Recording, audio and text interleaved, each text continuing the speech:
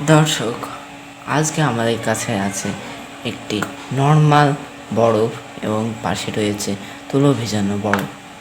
আপনারা ভাবুন এবং বলুন, যারা যারা জানে যে কোন বরফটি শক্ত তারা নিচে কমেন্ট করে দিন। চলুন দেখা যাক তুলো ভেজানো বরফ এবং পানি দিয়ে তৈরি বরফের মধ্যে কোনটি শক্ত। প্রথমে আমরা পানি ভেজানো বরফে দেখি। দেখলেন কিছু বাড়িতে পানি ভেজানো বরফ ভেঙে গেল। এবার আসলো তুলো ভেজানো বরফ। দেখুন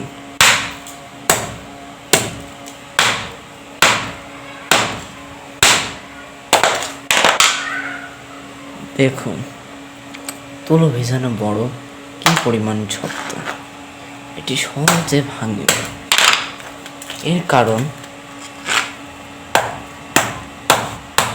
তুলো বরফকে সহজে, কারণ হচ্ছে তুলো বরফ জমা পড়ে, এর ভিতরে ছোট ছোট ভাঙন তৈরি হয়, ভিতরে এর বিস্তৃতি বাড়তে দেয় না। এজন্য বরফ খুবই কম ভাঙে।